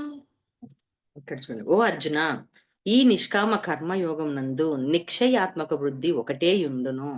కానీ భోగాసక్తులైన వివేకహీనులు, బుద్ధులు చెంచములై ఒక దారి తెన్ను లేక కోరికల వెంట నలువైపులా పరుగులు తీచు అనంతములుగా ఉండును. అంటే ఇప్పుడు ఏదైతే మనకి నిష్కామ కర్మ చేయమన్నాడు కదా! ఆ కర్మ గురించి చెప్తూ, అలాగే భోగాశక్తులు అంటే ఎవరు? భోగముల కోసం. వివేకులైన బుద్ధిహీనులు. అంటే ఇదే. ఈ ఈ ఈ శరీరమే శాశ్వతము. ఈ భూమి మీద ఉన్నదే భోగములు. పాపములన్నీ చేస్తే పాపములు వదిలేద్దాం. పుణ్యములంతా చేస్తే స్వర్గముండును. స్వర్గమే అసలైనది. ఇంక ఏమీ లేదు. ఇవన్నీ ఒక తిన్ను తెర లేకుండా కోరికల వెంట నలువైపుల పరుగులు తీయచు అనంతములుగా ఉండును. ఎంతోమంది ఉన్నారు. ఈ నిష్కామ కర్మ గురించి, కర్మయోగం గురించి తెలియకుండా ఇదే శాశ్వతం. ఈ రాజ్యం నాది. ఈ ఈ ఈ ఇల్లు నాది. ఇది నావాడు. వీడు నావాడు అనుకుంటూ ఉన్నవాళ్ళు ఎంతో మంది ఉన్నారు. వివేకుల బుద్ధులు చెంచములైనయి. అంటే మనసు, బుద్ధి 2 చంచలమైనవి. వాళ్ళు ఇలాంటి వాళ్ళున్నారు. కానీ నువ్వు నిష్కామ కర్మతో ఉండు. అది ఏంటిది అంటే నిక్షయ బుద్ధి ఒకటే యుండును. నిక్షయం. ఇప్పుడు నువ్వు కర్మయోగం చెయ్యాలా? కర్మబంధంలో నుంచి బయటికి రా. కర్మయోగం చెయ్యి. ఏంటిదా కర్మయోగం? ఇప్పుడు ఏది చేయాలనో అది చెయ్యి. చెప్పుకున్నాం గదా! ఇందాక శాస్త్రహిత కర్మలు. అది చేయించాలనా అది చేసేయి అని చెప్తున్నాడిక్కడ. సమభావంతో కూడిన నిశ్చలమైన బుద్ధి కావాలంట ఇక్కడ. సమభావంతో. అంటే ఏంటిది సమభావంతో? ఇందాక గూడా మనం చెప్పుకున్నాం. ఏవి? సంపదలు. అంటే సుఖ సంపదలు, భోగాలు, కీర్తి, అపకీర్తి ఇవన్నిటికి నిక్షేమైపో. నిక్షయ బుద్ధితో ఉండు నువ్వు. అప్పుడు నువ్వు నిష్కామ కర్మను చేయగలుగుతావు. అంటే ఫలితం మీద నీకు దృష్టి లేదు. ఆ ఫలితం ఎలాంటి ఫలితమైనా పర్వాలేదు. దేనికైనా నువ్వు సిద్ధముగా రెండిటిని సమబుద్ధితో తీసుకో. కానీ భోగాసక్తులు అంటే ఇప్పుడు నీకు కావాల్సింది ఇంకా చెకింగ్ చేస్తున్నాడు చూడండి. చెప్పాడు గదా! ఇందాక నాకెటువంటి భోగాలు లేవు, ఆసక్తులు లేవు, నాకు ఏమి లేవు. నాకు ఏమి వద్దు. వాళ్ళు చంపేస్తారా? చనిపోతాను. పర్వాలేదు. నాకేమివ్వరా? అలాగే భిక్షం ఎత్తుకొని ఉంటానన్నాడు చూడండి. మాట అన్నాడు. కానీ చెయ్యగలడా? మళ్ళీ ఇన్ని ఉంటాయి దీన్లల్లో. ఏం చెయ్యాలనుకుంటున్నావు? యుద్ధం చేస్తావా? మరణిస్తావా? అందరిని చంపుతావా? లేదా యుద్ధంలో నుంచి పారిపోయి తక్కువవుతావా? అపకీర్తి పొందుతావా? లేదా బిచ్చం ఎత్తుకొనైనా ఉంటానన్నావు గదా! ఒక క్షత్రుడు భిక్షం ఎత్తుకోవడం ఎంత తప్పు? మళ్ళీ దాన్ని గూడా నువ్వు సమానంగా తీసుకోగలుగుతావా? అంటే ఎన్ని క్వెషన్‌లేస్తున్నాడో చూడండి. మళ్ళీ ఈ క్వెషన్‌లన్నీ మనకే. ఏ సందర్భంలో వచ్చినా, ఏ సమయంలో వచ్చినా ఇది మనకు గుర్తుకు రావాలి. మళ్ళెందుకు భయపడుతున్నాం? ఎందుకింకా రాలేకపోతుంది అంటే, ఇంకా నిష్కామ కర్మలో పూర్తిగా రాలేదు. సమబుద్ధి ఇంకా రాలేదు. బుద్ధి చంచలంగా ఉంది. నిక్షయాత్మక బుద్ధి. అంటే నిక్షయంగా ఉండు నీ బుద్ధిని ఏదైనా సరే అన్నది. అది తెచ్చుకోమంటున్నాడిక్కడ. ఒకటే యుండును అని జెప్పి అంటున్నాడు. అలాగే కోరికల వైపు వెళ్ళొద్దు. నలువైపుల పరుగులు తీచు అనంతములుగా ఉండును. అంటే ఏంటిది? వివేకమైన వాడు. వివేకైన జ్ఞానులు మొత్తంగా కోరికల వైపే వెళ్తూ ఉంటారు. అలాంటిది నీకు అవసరం లేదు. నిష్కామ కర్మ చెయ్యు అంటున్నాడు. ఇక 42, 43, 44 శ్లోకం తెలుసుకుందాం మాస్టర్స్. జ్ఞామిమాం పుష్పితాం వాచం ప్రవదంత్యవిపశ్చితః వేదవాదరతాః పార్థ నాన్యదస్तीति వాదినః కామాత్మానः స్వర్గపరాः జన్మకర్మ ఫలప్రదాం క్రియా విశేషబహుళాం भोगैश्वर्यगतिं प्रति भोगैश्वर्यप्रसक्तानां तयापहृतचेतसां व्यवसायात्मिका बुद्धिः समाधौ न विधीयते। ఓ అర్జున, వివేకహీనులైన జ్ఞానులు ప్రాపంచిక భోగములందే తలమునకలై ఉందురు. వారు కర్మ పనులను ప్రశంసించుచు వేదవాక్యముల యొక్క బాహ్య అర్థములందే ప్రీతి హవుదురు. వాటి అంతరార్థం జోలికే పోరు. స్వర్గమునకు మించినది లేదనియు అదియే పరమ పాప్యమనియు వారు భావింతురు. క్షణకములైన ప్రాపంచిక భోగైశ్వర్యముల యందలి ఆసక్తితో వివిధ సకామ కర్మలను ప్రోత్సహించుచు ప్రీతిని గురించి ఇచ్చుక పులుకులు పలుకులు పలకెదరు. ఆ ఇచ్చకపు మాటలు ఉచ్చుల్లో పడి భోగ ఐశ్వర్యాసక్తులవై లైన అజ్ఞానుల బుద్ధులు భగవంతుడు లక్ష్యం గాగల సమాధి యందు స్థిరముగా ఉండవు అని చెప్తున్నాడు ఇక్కడ. ఏంటిది అంటే ప్రాపంచిక భోగముల యందే, అంటే ఇవే కావాలి. అంటే కొంతమంది ఉంటారు వివేకమైన జనులు అని చెప్తున్నాడు ఇక్కడ. అంటే ఇతని గురించి కాకుండా నిష్కామ కర్మ గురించి చెప్పుకుంటూ నిష్కామ కర్మలో ఉండని వారి గురించి ఎంతో మంది ఉంటారు. అంటే నాలెడ్జ్ అందిస్తున్నారు. ఇలాంటి వాళ్ళు కూడా ఉంటారు. మన యుద్ధం అందుకేగా జరుగుతుంది. మొత్తంగా ప్రాపంచిక భోగాలే కదా అడుగుతున్నది. జ్ఞానం ఇస్తున్నాడు ఇక్కడ. లోతైన జ్ఞానాన్ని అర్జునుల వారికి చెప్తున్నాడు. ఇవన్నీ ఎక్కడివి? రాజ్యము, పేరు, ప్రతిష్ట, పేరు, కీర్తి ఇవంతా ఎక్కడివి? అంటే ప్రాపంచిక భోగములు. ఇవే గదా! రాజ్యం తీసుకొని ఏం చేస్తాడు? అందరూ చచ్చిపోయిన తర్వాత ఒక్కడు ఏం ఏలుకుంటాడు? అదొచ్చింది. లోపల నుంచి వచ్చింది. ఇంతమంది చచ్చిపోయిన తర్వాత నేనేం చేసుకుంది తీసుకొని? అందరూ చనిపోయారు. ఏం చేయాలి ఈ భోగాలను? అని చెప్పని వద్దని చెప్పాడు గదా! దీనికోసం ఇక్కడ చెప్తున్నాడు. ప్రాపంచిక భోగములచే తలమునకలై ఉన్నారు. అంటే ఎప్పుడు అస్తమానం ఇవే కావాలనుకుంటూ ఉన్నారు. అంటే వాళ్ళకు ఆత్మ అంటే తెలియదు. నిష్కామ కర్మ అంటే తెలవదు. శరీరం అనుకుంటూనే ఉన్నాడు. ఎందుకు అనంటే బాహ్యమునందే వాడున్నాడు. అంతరంలో లేడు. అంతరంలో పరమాత్మ ఉన్నాడు. ఆత్మ ఉన్నాడు. అది బుద్ధి, కర్మ, నిష్కామ కర్మ గురించి చెప్తుంది. అంటే దాని జోలికి గూడా వాళ్ళు పోవట్లేదు. బాహ్యములందే ప్రీతి అంటే ఇదే జీవితం. ఇదే కరెక్ట్ అన్నంతగా వాళ్ళు ఉన్నారు. అందుకే అంతరార్థం జోలికి పోలేదు. స్వర్గమునకు మించినది ఏదియూ లేదని అనుకుంటున్నారు. స్వర్గం ఎక్కడుంది అంటే అందరూ చనిపోయిన తర్వాత స్వర్గానికి పోతాము. పుణ్యం చేస్తే స్వర్గానికి పోతాము అన్న భ్రమలోనే ఉన్నారు. నిజం తెలుసుగా మనకు స్వర్గం ఎక్కడుంది? నరకం ఏడుందంటే ఇప్పుడు మన జీవితంలోనే ఉంది. హాయిగా ఉన్నామా? ఏ ప్రాబ్లమ్ లేమంటే స్వర్గంలో ఉన్నట్టు. కష్టపడుతున్నామా? ఏడుస్తున్నామంటే నరకంలోనున్నారు. ఎక్కడుందబ్బా స్వర్గము, నరకం అంటే భూమి మీదనే ఉంది. అది కూడా ఎక్కడుందంటే నీలోనే ఉంది. భూమి మీద అంతా మంచిగానే ఉంది. అంతా బావుంది. స్వర్గమే ఉంది భూమి. నువ్వు చేసుకున్న కర్మ ఫలితం ఆధారంగా దీన్ని నష్టంగా స్వర్గంగా భావిస్తున్నావు మంచిగుంటే. చెడుగా ఉంటే నరకంగా అనుకుంటున్నావు. నీ శరీరాన్ని నరకంగా చూస్తున్నావు. లాభమొచ్చిందా? బావున్నావా? అబ్బా! ఏమి జీవితం అంటున్నావు. బాధొచ్చిందా? వెధవ జీవితం అంటున్నావు. అంటే ఎక్కడున్నాయి? మొత్తం భూమి మీదనే ఉన్నాయి. మొత్తం నీలోనే ఉన్నాయి. నీ ఆలోచన విధానంలోనే ఉన్నాయి. కాబట్టి అందరూ ఏమనుకుంటారు? చచ్చిపోతే స్వర్గానికి పోతామనుకుంటాం. మళ్ళా తిరిగి భూమి మీదకి రావాలన్న ఎరక కూడా ఉండదు అని చెప్తున్నాడు. అంటే స్వర్గంలో భోగిస్తావు. ఎంత భోగిస్తావు? ఈ శరీరం ఉండదు. జీవాత్మ ఉంటది. దానికంత క్లారిటీ తెలుసు. ఏంటిదని. అంటే కొన్ని రోజులు సర్టెన్ ఆఫ్ పీరియడ్ వరకే స్వర్గంలో ఉంటాం. అదయిపోయిందా మళ్ళా భూమి మీదకి రావాల్సిందే. నీ లెర్నింగ్ పూర్తి చేయాల్సిందే. కానీ ఏమనుకుంటున్నారు అందరూ ఇదే శాశ్వతం. చనిపోయిన తర్వాత బాగా పని పని చేస్తే పుణ్యం చేస్తే పుణ్యం వచ్చి స్వర్గంలో ఉంటాం అన్న భ్రమలో ఉన్నారు. స్వర్గమునకు మించింది ఏదీ లేదు. అదియే పరమ పావయం అని. అంటే ఇంక అదే అబ్బా అల్టిమేట్ స్వర్గం. అంటే నీలోనే స్వర్గం ఉంది. నీలోనే నరకం ఉంది అని తెలుసుకోలేని అజ్ఞానులున్నారు. అంటే నువ్వే పరమాత్మవి. నువ్వే నీ లోపలనే ఉన్నాడు. అందరి లోపల ఉన్నది ఇక్కడనే. ఎక్కడ పరిగెత్తనవసరం లేదు అని చెప్తున్నాడిక్కడ. అలాగే క్షణికములైన ప్రాపంచిక భోగముల యందు ఆసక్తితో అంటే ఏంటివి నిజమే గదా! క్షణిక భోగాలివి మనకు కావాలంటే. ఇప్పుడు కారు కావాలి. ఒక టూరెళ్ళాలి. ఏమనుకుంటాం మన తాత మామూలు సింపుల్ కారు. రెంట్‌కి తీసుకోవడమో, లేదా కొనుక్కోవడమో ఏదో. ఆశ, కోరిక ఏం చేసేస్తది? 25,00,000 కారు కొనాలంటది. లేదా ఇంకేం చేస్తది? 4,000 మన బడ్జెట్ కారు. ఇప్పుడేం చేస్తాం? ఏసీ. ఇంక దాంట్లో సీటర్ అదుండాలి. ఏమేమో కార్లుంటాయి కదా! దానికప్పుడు ఏం చేస్తాం? 10,000 పెట్టిపోతాం టూర్‌కు.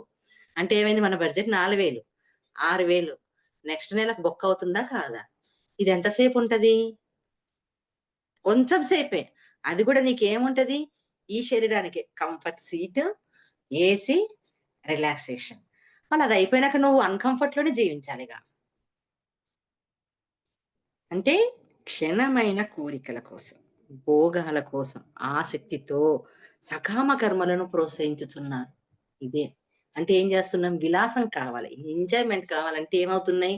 సరైన కర్మలు చేస్తున్నామంటే కాదు. అసామ కర్మలు, సకామ కర్మలను ప్రోత్సహించుచు ప్రీతిని గురుచు ఇచ్చుక పుచ్చుకలు కలగెదరు. ఎంత చెప్పాడు జూడండి. అంటే ఏంటిది?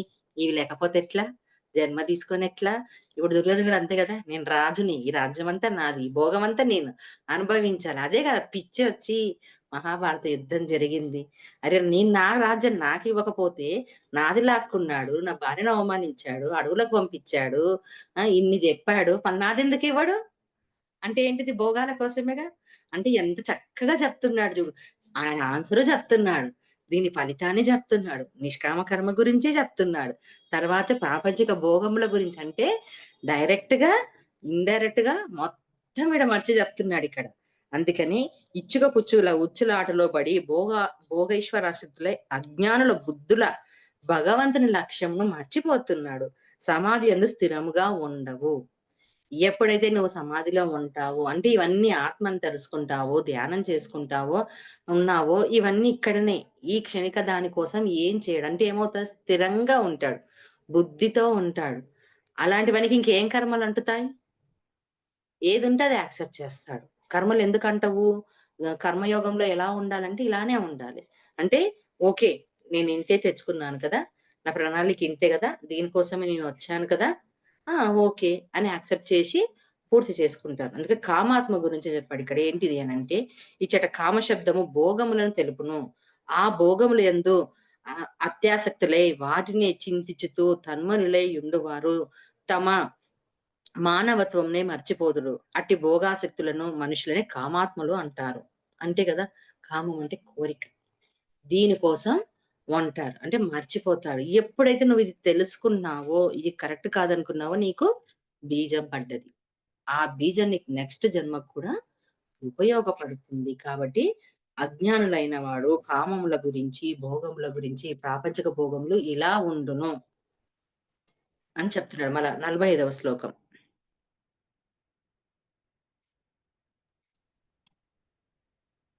त्रैगुण्यविषया वेदाः निस्त्रैगुण्यो भवार्जुन निर्द्वन्द्वो नित्यसत्त्वस्थः निर्योगक्षेम आत्मवान् ఓ అర్జున! వేదములు సత్వ, రజోగుణముల గుణముల కార్యరూపములైన సమస్త భోగములను గూర్చియు, వాటిని పొందుటకై చేయవలసిన సాధనల గురించియు ప్రతిపాదించును. నువ్వు ఆ భోగముల ఎడను వాటిని సాధించిన యందను ఆసక్తిని త్యజింపుము. హర్ష శోకాది ద్వంద్వములను అతీతుడు కమ్ము. నిత్యుడవై పరమాత్మయందే స్థితుడు కమ్ము. నీ యోగక్షేముల కొరకై ఆరాటపడవద్దు. అంతఃకరణమున వశమందించుకొనుము. అంటే కర్మయోగం గురించి చెప్తున్నాడు కదా! కర్మని ఇలా చెయ్యు. దీని ఫలితం ఇలా ఉంటుంది అని చెప్పని. అందుకని ఏం చెప్తున్నాడు? సత్వ, రజో, తమో గుణముల కార్యరూపములైన సమస్త భోగములు. అంటే ఇప్పుడు మనకు 3 గుణాలు తెలుసు.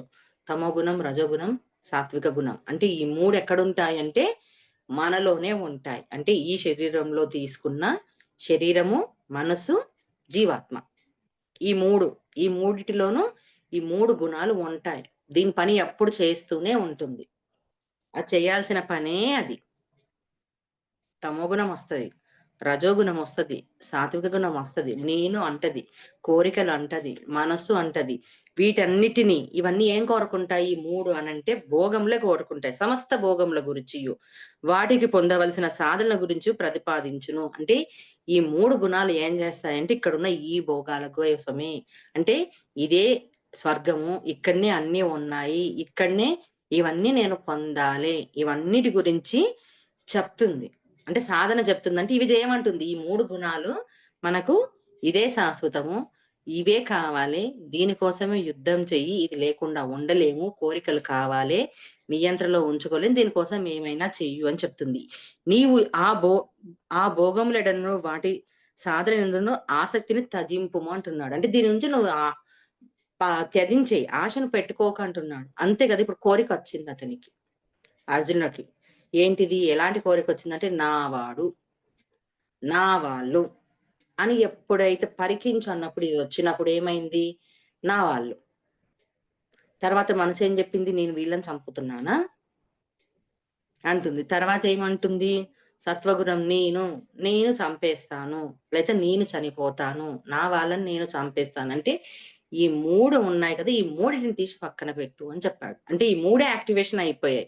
ఎప్పుడైతే ఈ 3 యాక్టివేషన్‌లోకొచ్చేశావో యుద్ధం చేయను అన్నాడు. అంటే అర్థం కాలేదు. ఇన్‌బాలెన్స్‌లోకి వెళ్ళిపోయాడు. మళ్ళీ ఈ 3 కదా మనని కూడా ఇబ్బంది పెట్టేది. నేను అంటది ఒక్కొక్కసారి. నాది అంటది. ఎందుకు నేను నాది అంటదంటే, నా వస్తువు, నా వాడు, నాకు కావాలి. రెండోది ఏం చేస్తది? మనసు ఎలాగైనా సరే సాధించు అంటది. పని చెయ్యొద్దు అని అంటది. కాబట్టి ఆ భోగములందు ఆ ఆసక్తిని త్యజించుదుము. అలాగే హర్ష, శోక ద్వంద్వములకు అతీతుడువు కమ్ము. అంటే ఏంటిది? హర్షము, శోకము. అంటే 2 వీటి రెండిటికి అతీతుడు కమ్ము. అంటే ఇవన్నీ ఉన్నా లేనట్టుగానే ఉండు. అతీతంగా ఉండు. అంటే నీకున్న కోరికలకు అతీతంగా ఉండు. బాధొచ్చిందా? దానికి అతీతంగా ఉండు. నువ్వు ఏ పని చేయాలనో ఆ పని చెయి. తర్వాత పేరొచ్చిందా? ఆ! ఓకే. వచ్చింది. యుద్ధం చేయాలి. ఇప్పుడు నేను రాజును. క్షత్రియుడు నన్ను మళ్ళీ లేస్తుందిగా నేనన్నది. అది గూడా అవసరం లేదు. రెండిటిని కలిపి అతీతంగా ఉండు. నిత్యుడివై పరమాత్మ యందే స్థితుడు కమ్ము. అంటే పరమాత్మ అంటే ఏంటిది? లోపలున్న ఆత్మ యందు తర్వాత నీ యోగక్షేమముల కొరకే ఆరాటపడొద్దు. అంటే యోగము, క్షేమము 2 చెప్తున్నాడు ఇక్కడ. అంటే నేను బావుండాలనా? యుద్ధం తీసుకోవాలనా? నేను జీవించాలనా? దీని గురించి గూడా నువ్వు ఆరాటపడకు. అలాగే అంతఃకరణంన వశమందుంచుకో. మరి ఇవి రావా? ఈ 3 రావా చెప్పండి మనకొస్తాయిగా? ఖచ్చితంగా వస్తాయి. వీటన్నిటిని అంతఃకరణమందు వశముంచుకో. అంటే నీ ఆధీనంలో ఉంచుకో. అప్పుడు నీకు ఎటువంటిది ఉండదు. అంటే ఆ సమాధి స్థితిలో ఉండు. సమాధి అంటే ఏంటిది? సమాధి గావాలని సమాధి అంటే ఇంకేం లేదు. ఎంప్టీనెస్. సమాధి అయిపోవడం అనంటే ఇంక ఏముండవు దాంట్లో కోరికలుండవు, లాభాలుండవు, ప్రతిఫలాలుండవు, ఏముండవు సమాధి స్థితిలోకి రావడం అని. అలా ధ్యానంలో ఎప్పుడైతే మనం సమాధి స్థితిలో అలా నిశ్చలంగా ఉంటామో, లేచిన తర్వాత కూడా నువ్వు అలానే ఉండాలి. సమాధి అంటే ఏముంది? ఏమి లేనిది. అలా కమ్మని చెప్పి ఇక్కడ చెప్తున్నాడు. అంటే ఎలా కావాలంటే నీ అంతఃకరణమందు వశం ఉంచుకో అని. తర్వాత 46 లాస్ట్ తెలుసుకుందాం. యావానర్థ ఉదపానే సర్వతః సంప్లుతోదకే తావాన్ సర్వేషు వేదేషు బ్రాహ్మణస్య విజానతః. అన్ని వైపులా జలములతో నిండి ఉన్న మహా జలాశయము అందుబాటులోనున్న వానికి చిన్న చిన్న జలాశయం వల్ల ఎంత ప్రయోజనం ఉండునో పరమాత్మ ప్రాప్తి నంది పరమానందం అనుభవించుచు బ్రహ్మజ్ఞానికి వేదముల వలె అం అంతయే ప్రయోజనము అని చెప్తున్నాడు. అంటే అన్ని వైపుల జలంతో నిండిన మహా జలాశయం. అంటే ఇప్పుడు మనకు అంతే కదా! అన్నీ ఉన్నాయి. అంతా ఉంది. అన్ని జలాశయాలు నిండా ఉన్నాయి. అయినా చిన్న చిన్న జలాశయం వల్ల ఎంత ప్రయోజనమో అంతే గదా! ఇప్పుడు మనకన్నీ ఉన్నాయి. అన్నీ ఉన్నప్పుడు చిన్న చిన్న దాని కోసం ఎందుకు అని అనుకుంటాం. మళ్ళా చిన్న చిన్నవే మనకు కావాల్సింది. పెద్దదానికన్నా చిన్న దాని గురించే మనము ఆరాట పడతాం నిజం జెప్పాలంటే. అది ఏంటిదంటే పరమాత్మ ప్రాప్తికి. అంటే నాకన్నీ ఉన్నాయబ్బా! నాకేమి లేదు అని అనుకుంటాం. నాకేం లేవు, దేని మీద ఆసక్తి లేదు ఏంటిదని.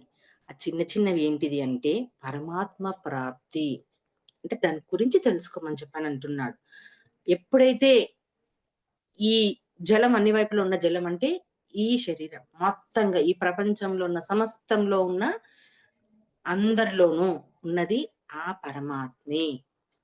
మీలో ఉన్నది కూడా ఆ పరమాత్మ. అది ఎలా ఉంది? చిన్న చిన్న జలాశయముల వల్ల అంటే ఆ పరమాత్మ నువ్వు ఏదైతే తెలుసుకుంటావో, దేని గురించైతే ఆ ప్రాప్తిని నువ్వు పొందుతావో, ఆ పరమానందం తెలుసుకుంటావు. అంటే ఈ శరీరంలో ఉన్న ఆత్మ గురించి చెప్తున్నాడు. అంటే సమస్తం అంటే అందరి శరీరాలలో ఉన్న అంటే జలాలతో పోలుస్తున్నాడు. పోలుస్తూ ఉన్న ఆ పరమాత్మను తెలుసుకో.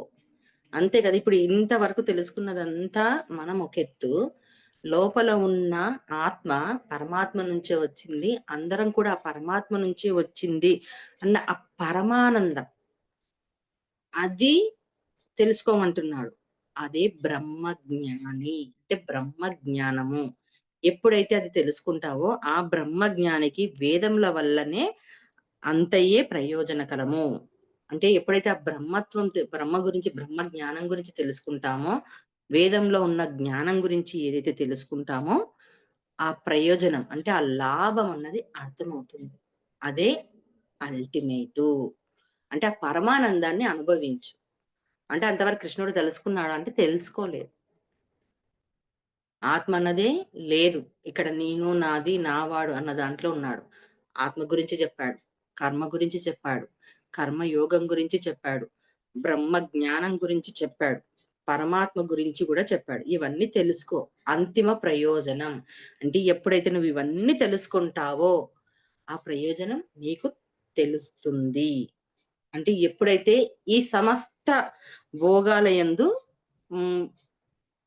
మమతా శక్తులను త్యజించు. అంతే గదా! ఇవన్నీ తీసేస్తాడు. కంప్లీట్‌గా మొత్తంగా నాది, నావాడు, నా వాళ్ళన్నది ఏదైతే నువ్వు పక్కన పెట్టేస్తుంటావో అసలైన తత్వం బోధపడుతుంది.